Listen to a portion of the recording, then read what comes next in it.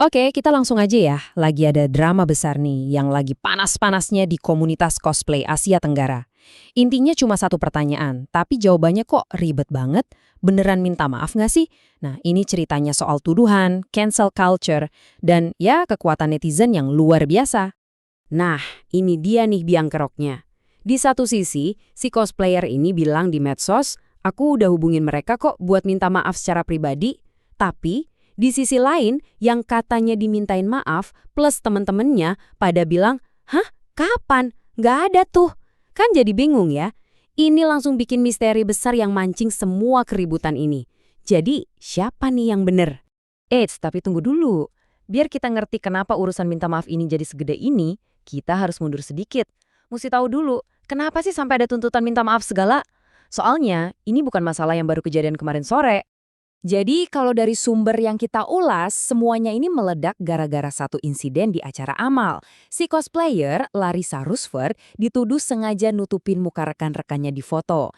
Nah, kejadian ini tuh kayak membuka kotak Pandora gitu. Tiba-tiba semua tuduhan yang udah dipendem bertahun-tahun sama orang-orang di komunitas langsung keluar semua. Katanya sih masalah-masalah kayak gini tuh sebenarnya udah jadi rahasia umum di komunitas mereka.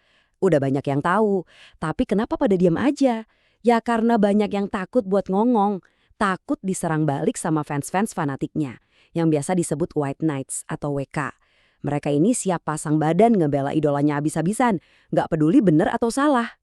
Nah, yang bikin makin seru, begitu orang-orang di komunitas akhirnya pada berani ngomong, akibatnya nggak lagi cuma sebatas adu bacot di internet. Dampaknya, wah cepet banget, dan langsung kena ke karir profesionalnya. Coba kita lihat ya rentetannya. Pertama, Capcom batalin penampilannya di acara launching game gede. Nggak lama, AMD hapus pengumuman live streaming bareng dia. Terus puncaknya, festival di Thailand, Doki Doki Matsuri, juga ikut-ikutan batal. Bener-bener kayak efek domino kan? Satu jatuh, semua ikut jatuh. Cepet dan fatal banget. Lucunya, narator dari sumber kita punya istilah sendiri buat semua ini. Dia nggak ngelihat ini cuma sebagai reaksi netizen biasa, tapi sebagai God plan alias rencana Tuhan. Seolah-olah ini tuh karma yang emang udah jalannya, nggak bisa dihindari lagi akibat dari perbuatan-perbuatan sebelumnya. Oke, sekarang kita masuk ke bagian analisisnya.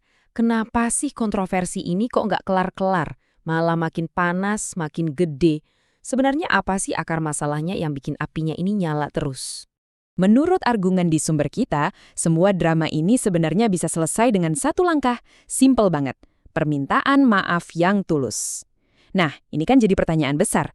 Kalau solusinya segampang itu, kenapa nggak dilakuin? Apa yang ngehalangin? Apa jangan-jangan ini soal ego yang ketinggian buat ngaku salah? Terus, si narator ini ngasih satu teori lagi yang lumayan menarik. Gimana kalau ini bukan karena dia orangnya jahat, tapi karena ya ketidakmampuan aja. Hipotesisnya mungkin dia bukan orang jahat, tapi orang bodoh yang tidak bisa membuat keputusan yang benar. Sederhananya, dia mungkin emang nggak tahu gimana caranya minta maaf dengan benar. Sekarang, yuk kita coba lihat dari sudut pandang yang lebih luas. Lepas dari drama satu orang ini, analisis dari sumber kita ini sebenarnya ngasih komentar yang lebih dalam loh tentang seberapa besar sih kekuatan komunitas online dan buat apa energi sebesar itu dipakai. Nah, di sini nih bagian yang paling bikin mikir. Coba dibayangin, energi segini besarnya dikerahkan cuma buat nge-cancel satu cosplayer. Naratornya sampai bilang, aku harap masyarakat punya energi sebanyak ini untuk mengejar pejabat korup. Wah, itu benar-benar nunjukin betapa dahsyatnya kekuatan kita sebagai netizen kan? Jadi, semua ini akhirnya ninggalin kita sama satu pertanyaan pamungkas ya.